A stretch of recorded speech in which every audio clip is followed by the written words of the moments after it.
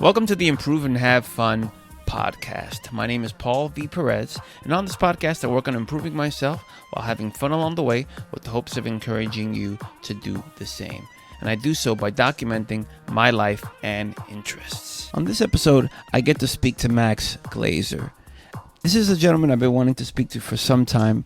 I've known Max for a very long time, close to 20 years, and he's one of my favorite dancehall DJs. Someone who's given me so many wonderful nights of fantastic music, myself and others, and entertained us with his skill, because he's a very skilled DJ. He's a very good DJ. This is part one of a two-part conversation because we spoke for some time. I've been wanting to speak to him for a while, so I had a lot of questions. The other part is coming out very soon. On this part, we discuss Max's upbringing. He's also going to give some great tips for upcoming DJs, or just tips in general that even I'm going to apply when I do my own mixtapes. So let's get into it. Yeah, how are you? All in all, quite well. I'm well, family as well. I've been able to get a lot of work done over this time, not being out DJing and not traveling, even though I missed that stuff very badly and I'm starting to return to it. Certainly wasn't a wasted year.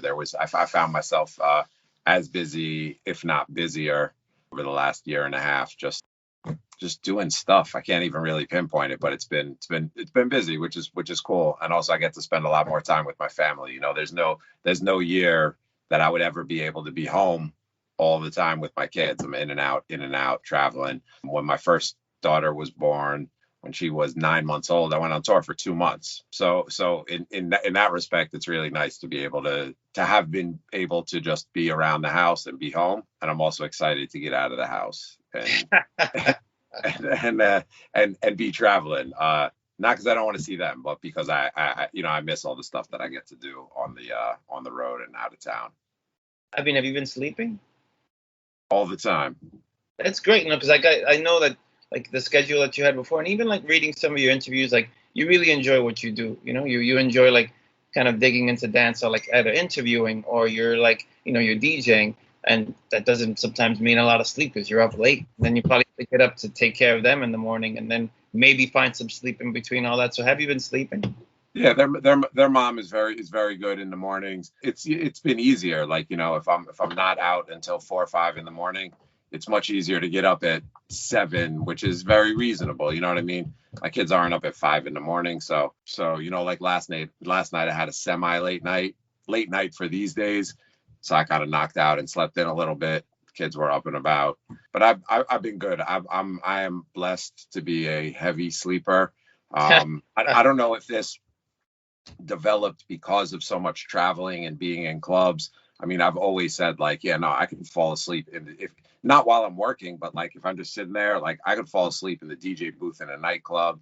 The noise doesn't bother me. I fall asleep on airplanes, in cars, on trains. Like a lot of people can't sleep at all in those times. And I'm thankful that like I can get on a plane and fall asleep in two minutes. So I'm a good sleeper. That's one problem that I don't have, thankfully. What point in the time that I've known you was the switch? Is like, now it's time to kind of get married. You know what I mean? Or like now it's time to just be a dad. Like I've never like planned out my life like that. And that even goes back to in terms of like leaving high school and going to college and being like, oh, do I want to be a DJ? Like that's just something that I really ended up doing and being. Like I was going to DJ as a hobby regardless, but it was just a, continuous set of circumstances that happened and existed that kind of led me to just being a DJ. I always liked doing it from when I was like probably when I was 15, I probably first got a turntable. The reason I brought it back to that is because I'm not big on planning and scheduling. When it comes to the life stuff, I've kind of just gone where it goes, I think is the best way to describe it. In your interviews, you mentioned that, you would hear New York DJs and that was like kind of like a big influence for you. Like, but was there somebody DJing back in Woodstock? Like that's where you're from originally. Was there somebody like, where you said that, like I said, with your dad, and you've always had like kind of music and bands that you looked at since you were a boy, but was there somebody DJing in Woodstock? No. So when I started DJing, it was solely like based off of, okay, I got a couple of records already. I think I could get 2 different mismatched turntables, one from each of my parents. And I get this cheap mixer. So that was inspired by like totally external stuff. Listening to music, listening to Public Enemy, Boogie Down Productions, old school reggae stuff, Eric B and Rakim and all of that stuff. Just inspired by, because also in that era of rap, the DJ was such a huge element of it. It wasn't like some background thing. Like it was, the DJ was in a lot of cases of equal or greater stature. But even in those groups that I just mentioned, we'll start with Eric B and Rakim. The DJ's name, DJ comes first. Exactly, they were mentioned in like the group. You know what I mean? Yeah. Comes first in that group. But Public Enemy, Terminator X, and the layers of this is like a lot of it is the Bomb Squad production, but that was like something that you knew about. You couldn't listen to Public Enemy and not know who and what Terminator X, the DJ, is. Boogie Down Productions, Scott LaRock, who died after, was killed, shot after after that first album. I mean, Curtis Blow, right? I mean, Curtis Blow, wasn't he a DJ and then he like made songs after kind of thing? So I learned about that stuff later, because the era that I got into was like this like late 80s. But again, Boogie Down Productions, Scott LaRock was a huge part of it. There's a Scott LaRock song. Every album had a DJ song on it. EPMD, every album has a song about the DJ. And then like listening to, like I've said in interviews, Red Alert, DLS and Kiss, Red Alert was so integrally tied in with the Jungle Brothers. You heard this up in Woodstock? Yeah. You could get it on the radio. I could get Kiss and BLS on an analog radio, but you would have to hook a speaker wire up to the radio antenna and just kind of. But so it was like in that range of we could get it. Yeah, no. So I could listen to Red Alert and Marley Marl and record things on tapes. So like Red Alert was such a huge part of the Jungle Brothers, and even he's on the second Boogie Down Productions album, Jimmy, the J, the I, the M, the M, the Y, Jungle Brothers album, and he's referenced back and forth. So it's like the DJ was just like a big presence in hip hop then. And so I did not know another DJ when I picked up my turntables and was like, hey, I'm going to start messing around. Woodstock is a very small town. It's not super diverse. It's very liberal and art forward and culture forward. I mean, like the history, right, with the concerts and all that stuff. Yeah, and the history even goes back before that. The reason the 60s history there exists is because from the early 1900s, there was an arts colony there, Bird Arts Colony. So it goes, so that's how in the 50s and 60s, like beat poets and Bob Dylan and all of those things gravitated towards Woodstock, which made Woodstock be this little hub of sort of like outpost of the Greenwich Village in New York that led to, in the later 60s, the Woodstock Festival, which wasn't actually in Woodstock because it was too big to do in Woodstock. But so it was a very small town, and there was no there was no nightclub that used a DJ. I used to go out with my dad all the time as a little kid. We would go hang out at bars and there were bands playing. That's cool. Which I was into, but it was never, it didn't catch me in the same way. And so I started DJing and kind of like learning and practicing, and we would trade tapes and stuff. Were they like kids in school, like a little group of friends would be like, yeah, you heard Red Alert on WBLS, and like, did you have friends like that? Like, there were like two. There was I think the person who gave me a Boogie Down Productions tape, the first album, was a kid called named Nate Arthur. And then a really good friend of mine still to this day, Roz Masonai, who's an incredible musician, performer, producer. He's a genius. I just told him this in person yesterday. He grew up mostly in the city, and he spent a couple of years in upstate, and we went to school together, and we became really good friends. I think maybe when he was like 13, 14, 15, we were like in that range. And then he moved back to the city. And when I first moved to New York in 1992, I moved into the apartment with him and his mother. That was my first room. That he did your first flyer for your first party that you did? Like he hand drew it kind of thing? Well, that was the first. So we did that party together. That was the first party that I ever did in New York City at the Island Lounge on Bowery. That was myself, Roz, and DJ Spooky. And if you've heard me talk about this, you've probably heard this. There were more of us throwing it than attended. My first flyer, I did the lettering for, but I lifted the cartoon image from the Source magazine. You remember the View from the Underground comics? I lifted the cartoon image of like a party scene from View from the Underground. But so let me finish about the DJ. So when I started out, I didn't know any DJs. There were no DJs in Woodstock. This was not a thing where I had like direct interaction. By the time I was 15, 16, Roz was back in the city, and I would take the bus and I would come down to see him, and we would go out to clubs and go record shopping. Sort of in that first year of DJing, probably trying to think of who I met first. There was a kid named Ralph Michio who lived in Saugerties, who I guess I knew. And he had met Sasha Jenkins, who was from Vibe Magazine, Beatdown, Ego Trip. He now produces documentaries and films. Who's also still a really good friend of mine. Sasha was upstate.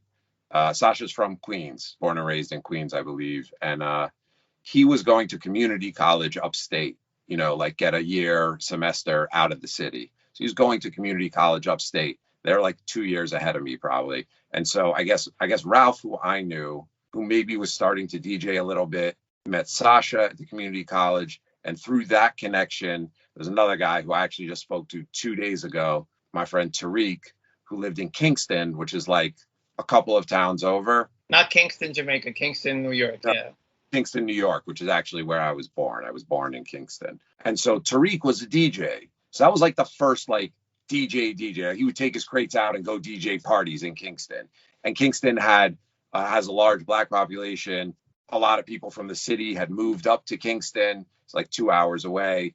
So there was a hip hop scene there. And so I met Tariq when I was probably like 15 or 16 years old. Okay. And he was a DJ. Ralph DJ'd also. And then I met Sasha. These are all people that I'm still friends with today. But that was real. And so it was a very, very small. So through Tariq, I think there would be like parties here and there. But that was, I didn't have much direct interaction with DJs who were my contemporaries, like high school kids that were learning to DJ. Like, I don't think there was anyone else. There's one guy who became a DJ much later. That was like a year, probably in my year in high school. But at that time, there was no, you go into the lunchroom, these are the guys who DJ and do rap music stuff. Like there was nothing. And there also just weren't a lot of people who listened to rap. And so Roz and I, for the couple of years that he lived up there, so that kind of became my little circle, was like, Tariq, we would go to the city and buy records, maybe go to the city and like, if it was like a all ages thing that we could get into, go to a show and do that. But like I dove into DJing kind of for fun without no mentor, no direction from anyone. It wasn't until I came to New York when I was to the city, when I was 18, that I was able to like, and this is what I did. Like, I just went out and listened to DJs, which was like an epiphany, because there wasn't, one time I went out with Tariq and there was a place that was like 18 and over, but I was like 16. It was like a 40-minute drive away. So we drove out there and I couldn't get in with the ID that I had. So I just had to sit in the car in the parking lot for like 2.5 hours while everybody else went to the party. And I was like, damn. But that was like how much we were like, there was nothing near us to do. And so that was a big part of the reason why I wanted to move to the city, was to kind of like be able to go record shopping and just to have more direct access to DJs and music and rap music and reggae and all of that. Taking a quick pause for the cause, and just wanted to ask for your support. If you're enjoying this podcast or have enjoyed any of the content that I put out, please support this podcast by doing any or all of your Amazon shopping by clicking the link in the magical unicorn-like show notes. And also, you can donate as well. I leave a link where you can donate through the Cash App, PayPal, or through Zelle. This podcast is not free to do. I love doing it and I love bringing it to you, but some notes of appreciation, i.e. dollars, would be greatly, greatly desired and appreciated on my end. So let's go ahead and get back into the episode. Once again, I leave all those links in the fantastical, once in a lifetime, absolutely stupendous show notes, and you can find those on whatever media player that you're listening on. Let's do this. Let's go back into it.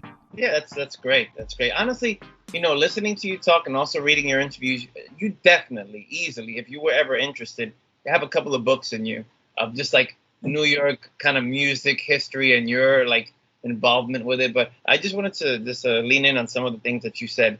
It's funny, and I mean, it's something that we see so often, like how we're just so the accumulation of influences, like from when we were kids, like you're saying, like, you grew up, you were born in Kingston, you grew up in Woodstock, and you said very artist type of colony and stuff like that, like originally. But I mean, even looking at your background, you see some of that influence. It's like there's art, there's like color, you know what I'm saying? And there's music, like you see it, like you wear it basically. And that, I think it's cool. You know what I mean? Well, yeah, no, thank you. And I mean, and like I always talk about my dad in interviews, because if someone interviews me, we're talking about music stuff, but also you just lead me to another point, which is my mom is a painter. My mom is a painter and a teacher and an artist. She's always my whole life been engaged in some kind of creative pursuit. When I was very little, she had a pillow business, hand sewn, beautiful patterned pillows. But she always painted. When I got older, she went back and got her master's in fine art at City College. Wow, that's cool. She teaches drawing at the architecture school at City College, like, and paints. That's like, you know what I'm saying? So like that's her life. Her life, as long as I've been around, has always, visual art has been like the major key. Like a lot of like my dad, although not being a musician, but just being into music and like putting me around a lot of music, and specifically reggae, is obviously like a very direct influence. But you brought up this other side of like, and like those are the kind of people that end up in Woodstock and end up, or were, I think it's different now, but were the kind of people that ended up in Woodstock and ended up sticking around.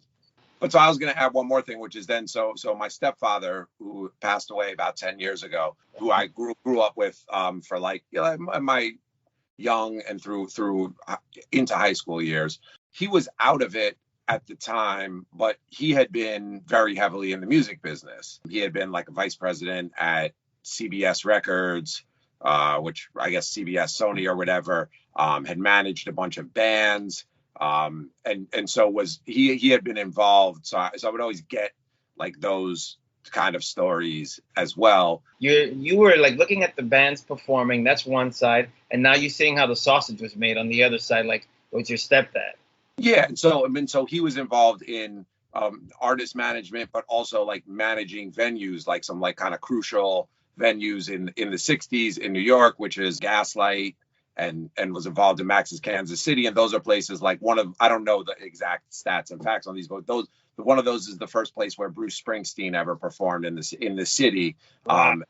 And Bob Dylan and Phil Oakes. It's like that world of folk music, which is not a world that I'm like super engaged in.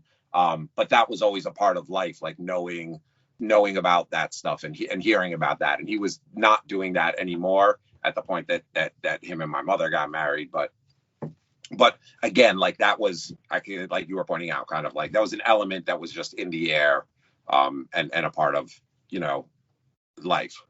Yeah, because like talking about venues and stuff like that, I mean, how many venues have you like done business deals with and booked, like to throw parties and stuff like that? So I mean, it's kind of like a little bit of a seed planted where it doesn't seem like something that's so unrealistic. But this is what I wanted to say to you before, like just knowing you a little bit from the time that I've known you, like you're very strong-willed, and like listening to even your story now, strong-willed in the sense of like in high school there was so few people, or even like maybe junior high, that were into like DJing, but you were into it. And even if you found one other like person that was into it, that was already a thing, and you've stuck with it. And then reading the interviews that you've done, which I'll link to a few of them in the show notes for this episode, so people can read those.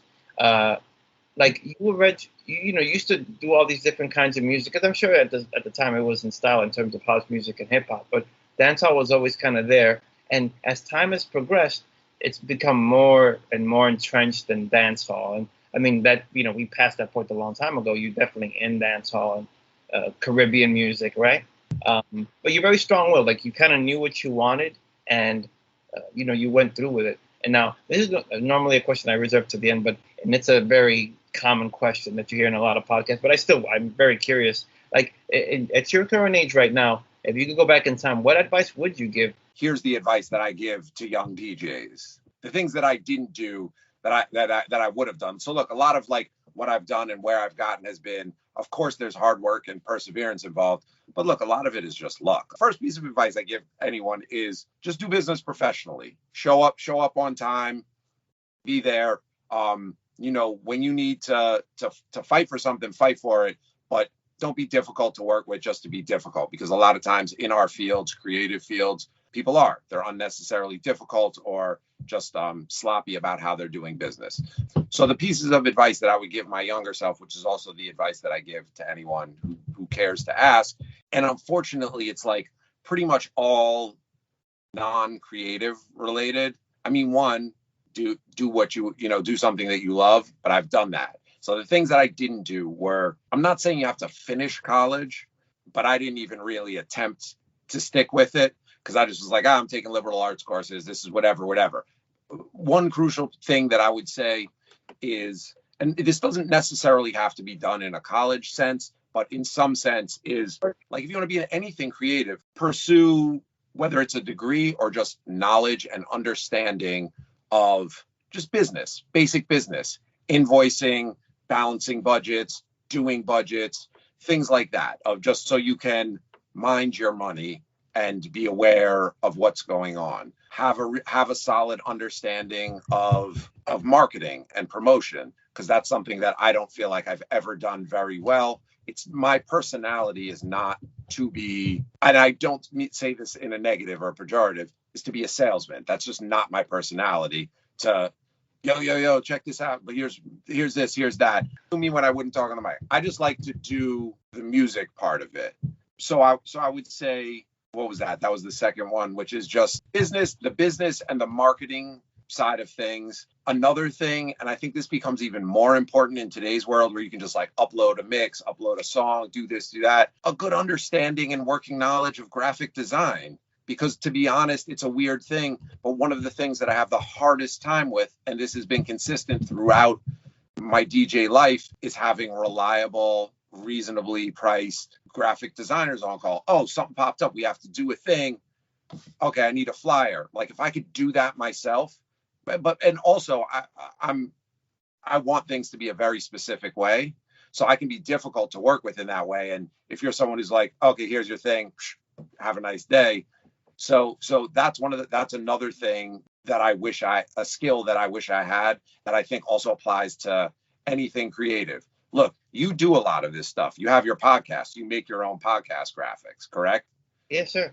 Right. Because one, if you don't, it's going to take forever, and it's also going to cost a bunch.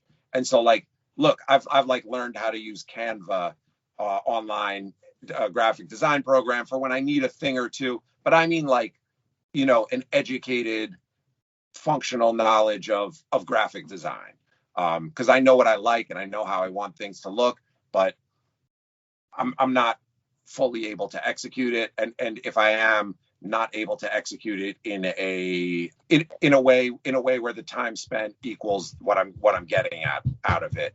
And you actually brought up another huge thing, and this is DJ specific, not creative across the board, is whatever kind of music you're in and however you play in a club or whatever you do, whether you think you need to or not, get comfortable being on the microphone and talking. The only way that you do that is by doing it. There's no amount of YouTube tutorials you can watch, no amount of things that you can read.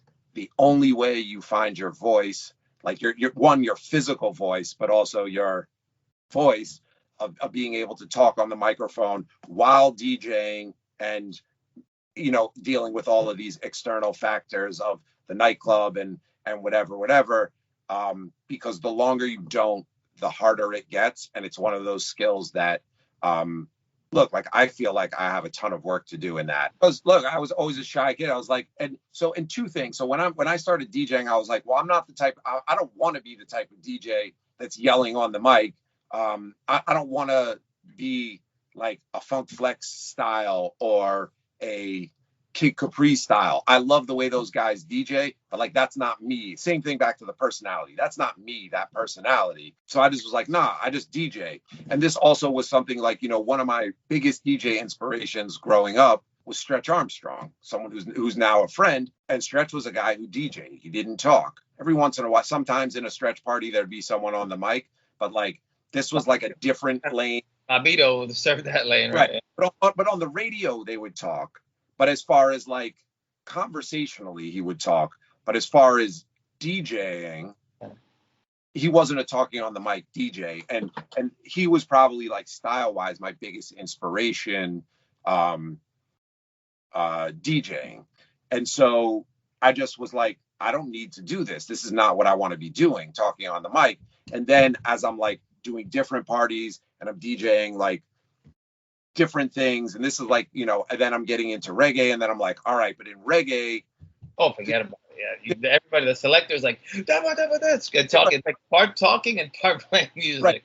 There's no option. There's not another way. That's DJing, and that's the way that it's done. And also in dancehall and reggae, in respect to like the DJ and the selector and the person on the mic, that was all actually really inspiring, because one of the things that I found like so intriguing about that is that person was without question, when doing it right, elevating every element of what was going on, elevating the music, the party, the energy, because the way, like you know this, the way the talking is done in dancehall is it's storytelling. It's a narrative that's tying the songs together. And okay, and we're about to make a U-turn, but it makes sense because I just made it make sense on the microphone. And we're going from Elephant Man Over the Wall to Sizzler, Just One of Those Days. Yeah. And everyone loves it. But musically, with no narration to take you on that U-turn, doesn't make sense. So that was one of the things that, like, listening to more and more dancehall, and like I'm also talking about like the people who are the best in the world at it, you know, which is like listening to a lot of like King IDs, listening to Bobby and Jabba, Kilimanjaro, and all of these things. But the talking on the mic in dancehall and reggae is this like narrative storytelling that ties everything together. That's where it came from in hip hop. But like the hip hop element of it was different, and I just didn't understand that it was something that you needed to do. I was like, oh man, I'm just a quiet kid. Like, I'm not going to be a DJ who talks on the mic. And I'm also not someone who talks overly on the mic, but also like, and then someone comes along and the first time you're like, I'm opening in a club for like Mr. C or someone. And they're like, yo, you have to make an announcement about a car parked on the street. I have to talk on the thing in front of all these people. And it's just like a horrible feeling. And it's one of those things, it's not comfortable until you just do it and do it and do it, which is why I would say to anyone, whatever, if you play electronic music, just like figure out like your voice, like your tone and how you're going to sound, but just get comfortable to do it, because there's going to be places where you want to or need to do it and times. So even if it's just functional, even if it's just like a license plate and the car is blocking, like it doesn't have to be a horrifying experience to be like, oh my God, I have to talk on the microphone in front of 1,000 people. What am I going to do? I always suggest to anyone, or people are like, oh, I'm not comfortable on the mic. And I'm like, yeah, it's not comfortable. I'm not either. And I've been at this point doing it for a long time, but the only way you get better at it and like functional, and there's a lot of levels. Like, I think I'm functional at it. Like I can do what I need to do. If I need to make that U-turn, I need to talk about something, I need to make a point, you know, I can do it. And so my moving into that and my inspiration definitely comes from the dancehall guys, who I think really are the masters of microphone and music hand in hand. So what do you think of the podcast so far? Please let me know on the blog at improveandhavefun.com. Leave all your notes, thoughts, comments there. Or you can, once again, in the leap year born, so nice, I gotta say it twice, show notes. There you find various ways to communicate with me through social media, through a voicemail number, through email. But I want to hear your feedback. Let me know. Congratulations on 500 episodes of the podcast, which is a huge milestone. And to reach even 10 episodes for somebody starting a podcast, which you and I have seen probably on our IG timelines. Oh, yeah, I'm starting a podcast. And you never hear from it again. 500 is humongous. And I think it also goes to show, like, if you have a podcast, like, I know you guys have even taken breaks, like taking a break for a few months. It's not a thing that you're like beholden to do this thing on this set day kind of thing. But congratulations on 500. Definitely. No, thank you. I mean, that's why the format of podcasting is kind of nice. So, when we started it, the idea was, look, if we're going to start this, we really have to commit to, like, and it was Kenny and I, so it's not that hard. Look, we're going to do this once a week. We're going to alternate weeks. So that means each of us has to do 2 a month. And we kept up that schedule for a long time. Then we hit a patch where one of us was super busy. And then, because also, like you said, it's on your own timeline. So, like, oh, you know what? We're both going to Jamaica this week. Okay, no podcast for 2 weeks. It's totally fine, because the system is people build their subscriptions. So if a podcast is totally dormant, it gets harder. But people subscribe. So when a new one comes up, bing, there it is in their inbox. And to what you said, we actually took, I think, close to a year off when I got full-time into Red Bull Radio. But at that point, we built up such a large catalog that if anyone finds the podcast that's new to it, they've got almost 500 hours of music that they could listen to already. So then when we sort of jumped back in around, I don't know, 450 or 460 or something like that, after about a year, it's a little bit of like getting the gears back going again. Podcasting allows you to do that. And also because we established such a long term, over 10 years of podcasting, pretty good regularity. You can't do 5 episodes, go away for a year. You can, but you're going to be starting from scratch. So we were fortunate in that respect to not have to not be starting from scratch after being able to take a year off and go, okay, we both feel like getting back into doing it. So you reminded me, it's my week to do the podcast. Doing the podcast for so many years, has the podcast by itself, besides your name, because, you definitely built your name and, it took you to places like DJing for P. Diddy, DJing for Rihanna. Like, has the podcast brought you guys opportunities?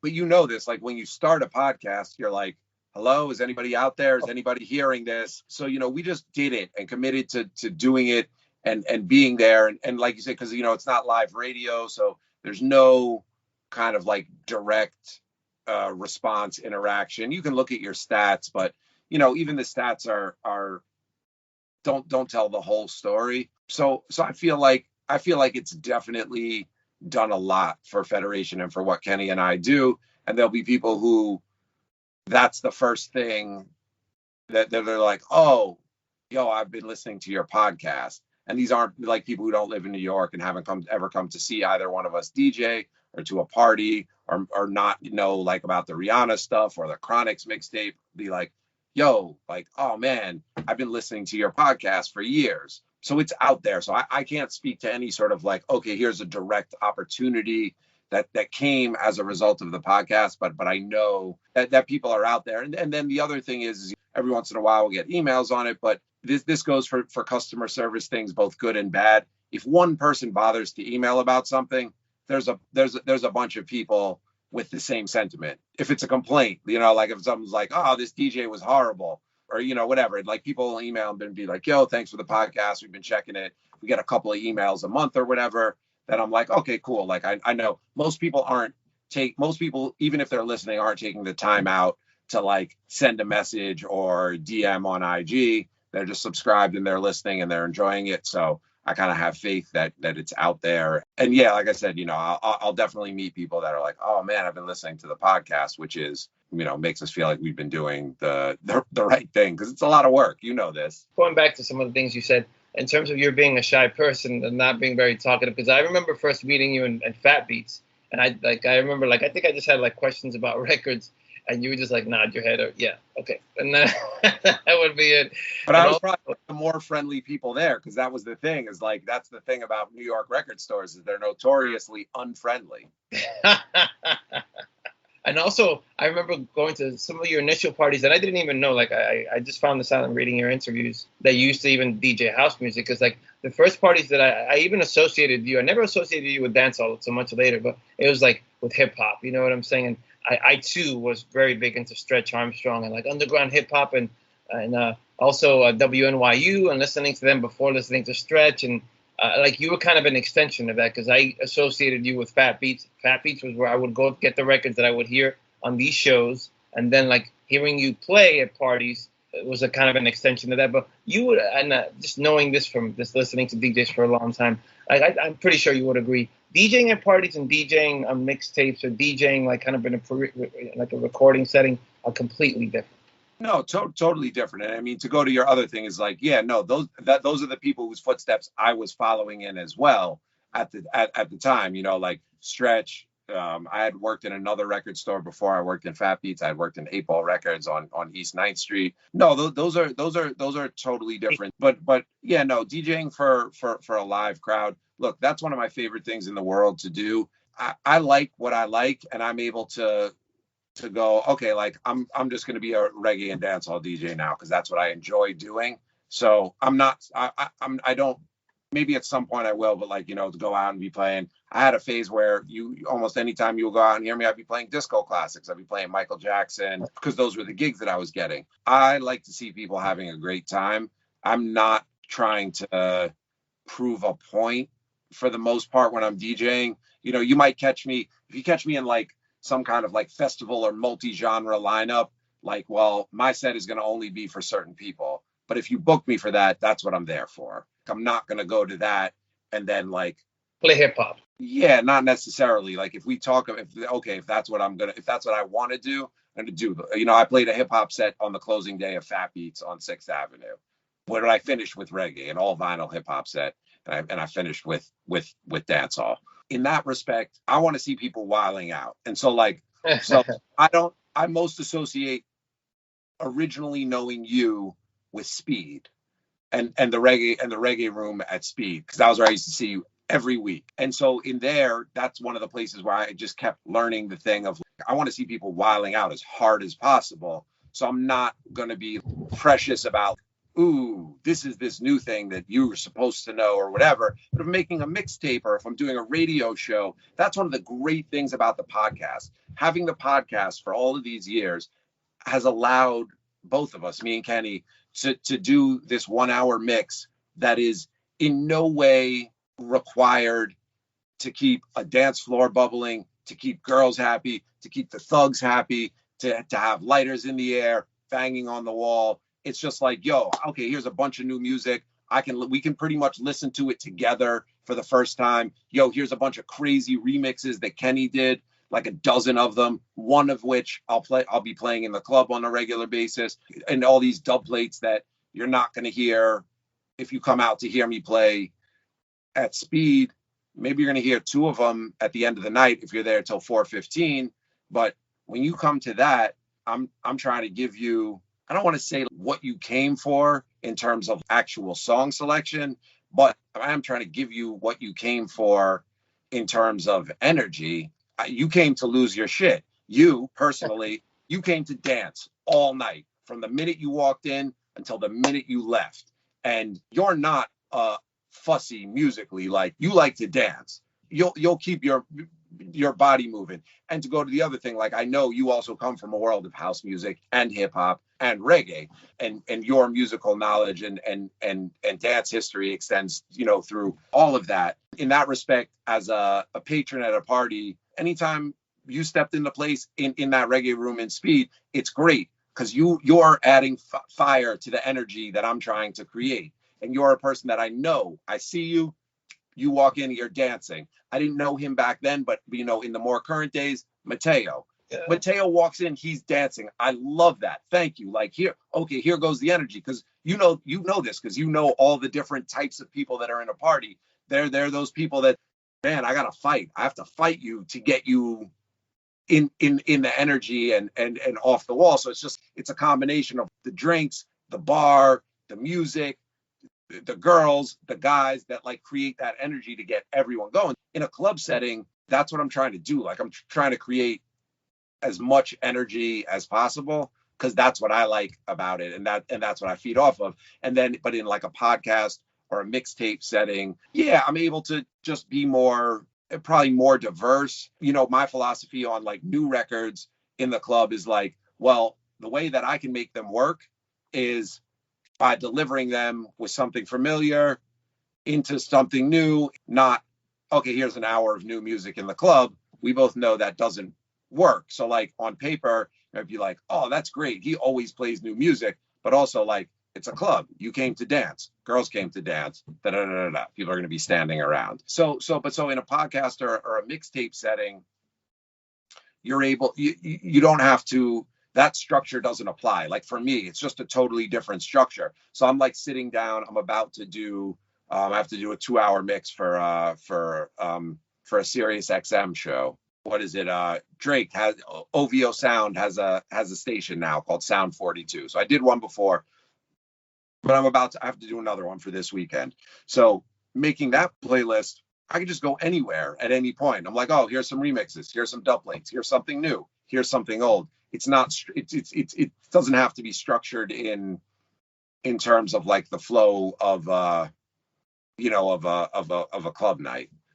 It's just a totally different dynamic because you enjoy that, right? Like you enjoy the freedom of this, and then you enjoy the parties too. Right, because how, why, and where people are going to be listening to it is different. This is a mix on Sirius XM. Most people listen to Sirius XM in their cars, so you're going to be driving listening to this. So I want you to be able to rock along, and it should keep moving and keep going. You know, the same thing. A podcast, you're going to be listening in your headphones on the train, on your way to work, at your desk at work, or whatever. And in a club, ideally, it's going to be loud as shit. There's going to be a lot of bass. There's going to be all these external physical factors like temperature, drinks, and all of these things that also become a part of the experience that for the most part aren't part of like your podcast or mixtape listening experience. That's more of, this is actually the biggest difference. That's more of an individual personal activity versus communal activity. And for me, DJing, that's like one of the hugest aspects of it, is that it's a communal activity, and that affects how it affects each person differently, but it affects how what you're doing is received.